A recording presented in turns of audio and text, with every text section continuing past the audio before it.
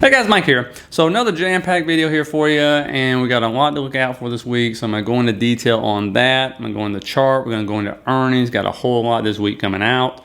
A lot of it will have to do with us. There'll be some stocks that are going to have some major swings. You can almost guarantee that as well.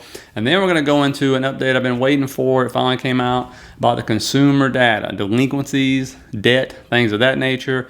I think it's going to surprise you a little bit. It did me. And in particular, there's one age group out there, if you're falling into this, that you're getting yourself into a lot of trouble and you're setting yourself up for a whole lot of hurt, okay? And so we're going to get into that as well. But first, talking about earnings here. And of course, the first big one is going to be one of Kathy Wood's biggest holding in Zoom there. And so we'll see how that does. That will definitely set the tone for her for the week.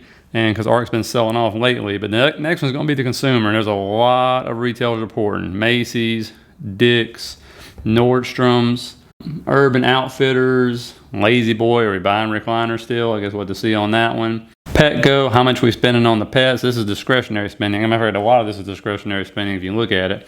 Victoria's Secrets, how much makeup and lingerie is the ladies buying right there. Peloton, which has been just destroyed. Are we still buying those bikes? I know I never did myself. Dollar Tree, Dollar General, Burlington, Abercrombie and Fitch, Gap, Dell. Are we still buying computers? Ulta, which sells the makeup.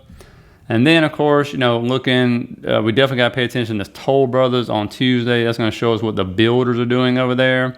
And then the stocks that are probably going to make the biggest moves, NVIDIA, which has already come out with their preliminary earnings, which are bad. Salesforce, we're going to be looking hard at. Snowflake, and even Splunk can probably have a big move. But you should see that NVIDIA shouldn't move too much because it already sold off and then came back up after they already told us the earnings were going to be bad. Then you're going to have a firm. That's going to absolutely have a big move. But for the most part, there should be no earnings in there, which are going to move these markets at all, okay? And the video is going to be interesting to me because they already warned us things are bad, okay? And they sold off, and then we had this huge rally. They came right back up like nothing ever happened. And so that's going to be an interesting one to see. But looking at the chart, the battleground still set for the bulls and bears right there, right? That rejection coming off of 200.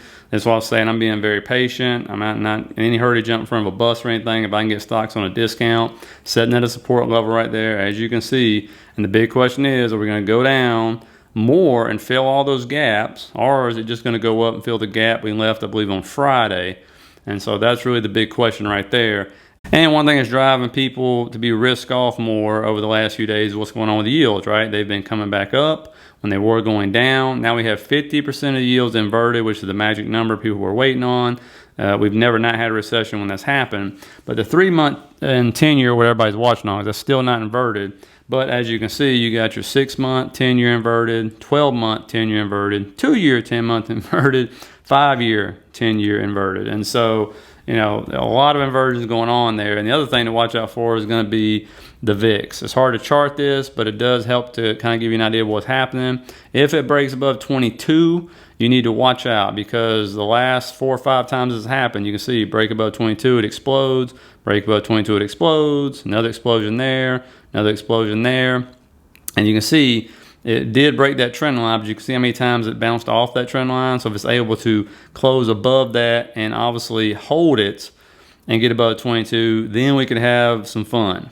And by the way, if you get anything out of this, please hit that like and subscribe button for me. I really appreciate it because that means the S&P is heading south and heading south fast, and the bears have taken back control. Again, we still don't know whether or not we're out of a bear market or not. That has not been confirmed either way, and so they're still battling it out. One thing, what does happen, be warned on this, is when you do have a 200 MA rejection like that happen, usually what happens is you get this choppy market going on. They call it a kangaroo market.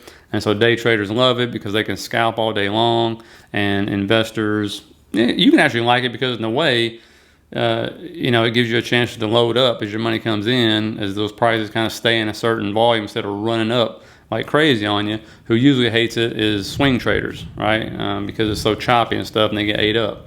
But now going into us, the consumer, right? And this right here is important to know because this can absolutely affect how you invest. Because if you look at this and you think, oh my God, we're not doing good at all. And one little, pebble we slip on here can send us downward in its downward spiral, right? Of delinquencies and everything else. Or you look at it and go, wow, we actually doing way better than I thought we were doing.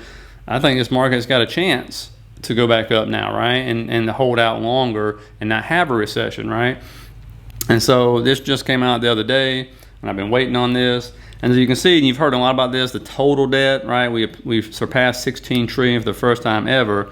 Not really that big a deal as long as everybody has jobs, and this happened before, right? I mean, you saw back here in 2004 to 2008, we ran up, and I think, what was that, $4 trillion? I'm sorry, $5 trillion, excuse me, in a short time there, 4 years. And what happens is, it's not bad as long as everybody got jobs, but when people lose their jobs, delinquencies happen, foreclosures, bankruptcies, obviously, and so, you know, that's what we got to look out for.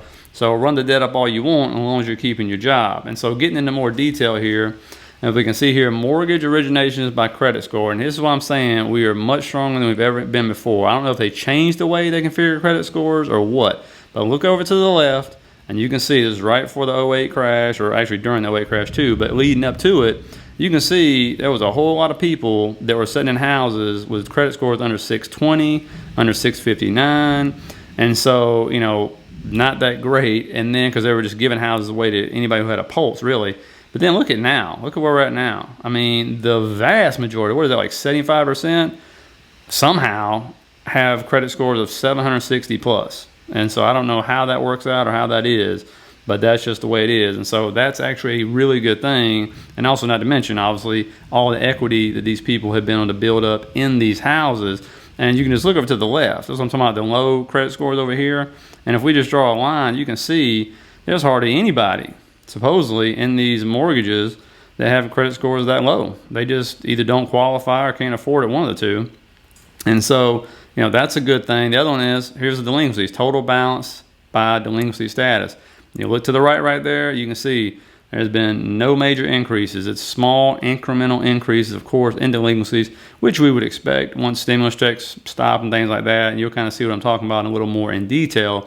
But when you look to the left, you can see, obviously, this thing can go off the rails really fast when something bad happens to the economy, like a severe recession, which, of course, leads to a lot of unemployment.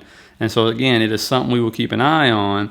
But right now, that is just not happening because we do have a strong labor market. I know people are working 2 jobs, all that fun stuff, but people are bringing in incomes right now. And you have states out there doing what? They're providing some forms of stimulus.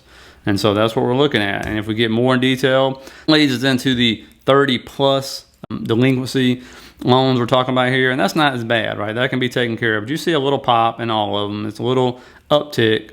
When we take all these into consideration, not a major event, nothing to write home about. Because you see to the left, it can go fast. I mean, that's what I'm saying. Things turn around really, really fast when bad things happen to the economy, okay, when it comes to delinquencies.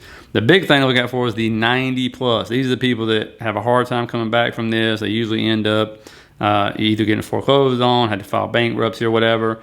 And you can see credit cards is your biggest pop, and also auto loans, which I've talked about, right? A lot of people bought cars they had no business buying during the when we were shut down, and now they can't afford these cars anymore. And so that's something you see happening right now. Or people are buying these really expensive cars they have no business buying. And, you know, then we go into the number of consumers with new foreclosures and bankruptcies, and you can see to the right. You see a little pop in foreclosures because, remember, people didn't have to pay mortgages, rents, nothing, right, for the longest period of time. But, you know, you look at that, and then you compare it to the rest of this chart right here. It's just nothing. You can barely even notice it. It's a blip on the radar right now. And again, what do people have? A lot of equity built up, and that's why you do not see what you see to the left over there, okay, where people just didn't have enough equity built up, and then the banking system fell off a cliff because all the muck the Wall Street was running on us. And here's what I'm talking about. When I talk about the age group that's really getting themselves in some trouble. Transition into serious delinquency, 90 plus for auto loans by age. And look who, it's very obvious, having the biggest problem. 18 to 29-year-olds, people just getting out of high school, college, just starting their lives, buying these fancy cars and stuff like that, and boom, they're having the hardest time, right? Because once you get 90 plus, good luck coming back from that. Most likely you're going to lose that car. And so the second one's 30 to 39. Everybody else is looking pretty good. And so, again, the young age group, here once again, transitioning to serious delinquency, 90 plus for credit cards. You know, boom, 18 to 29-year-olds. And then, of course, who's the second one? It looks like it is the 30 to 39 again. Is that correct? But basically, it's the 18 to 29-year-olds, and that's going to get much, much worse for them. And why is that? Because they hadn't had to pay student loans. That's the biggest group of student loans, right? They hadn't had to pay them for years. And I think the can's going to get kicked down the road again, but eventually it's going to kick in. I mean, I think they'll probably push it, try to buy your votes and push it back after the election, but it's going to kick in. And when it does, the average student loan payment is like $400. So you got some people paying $200, some people paying $600. So it's a nice chunk of change all of a sudden you're going to have to be paying. And if you're struggling to pay your credit cards and your car payment now, just wait till that. And then on top of that, the reason why it's bad to get in that 90 plus group is because, yes, the economy is slowing down. We know it's slowing down. The world is slowing down, right? And so if we do get to a point where unemployment does start to rise and it can spike fast, okay? And I keep meaning to do this and I'm just not doing it, but I'll do it for you guys and show you where we were at when we hit major recessions before. And believe it or not, the unemployment was not high, right? It spikes up fast. When we finally realize, oh my God, we're in a recession, the companies just start laying off like crazy. And you're already seeing CEOs and all these surveys, they're not hiring interns anymore. They're freezing hiring. I forgot who it was. Was it Apple? All of a sudden came out and just like let go of a whole bunch of recruiters out of nowhere, and they were shocked, like what? Without the recruiters, obviously the ones getting you your employees. I know Amazon's done some of that as well. And so when you start to see that, you're like, okay, and these are the big companies that have a lot of cash, they rule the world, all right? So the smaller companies are definitely going to do way more layoffs because they can't, they don't have the cash or anything like that, or can't get as much, credit and things like that as the Amazons and the Googles and the Apples of the world.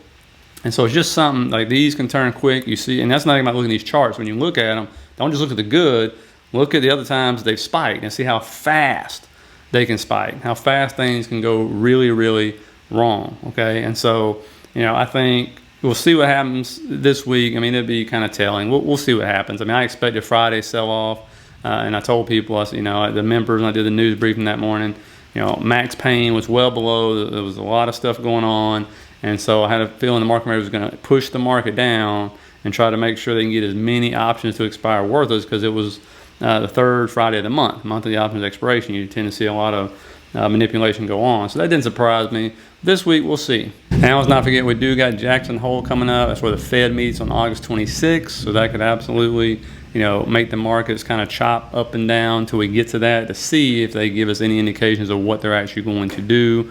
Again, I have no faith in them to actually come out and say what they're going to do. I just assume, they're just going to bounce around any questions answered, and everybody's going to walk away going, still have no idea what they really are planning on doing. I assume they're going to say everything is data driven, but we'll have to see, guys. So there we are. I'll end up seeing you guys tomorrow, and I'll put together the unemployment thing. I'll show you exactly what I'm talking about on how quickly that can spike and go out of hand. But anyway, right now we got a strong labor market. We had less jobs. Who knows how they're calculating those numbers, but suppose we got a strong labor market. Even if people working 2 jobs is what it is. So there we are. Anyway, I'll see you guys tomorrow. Have a great night.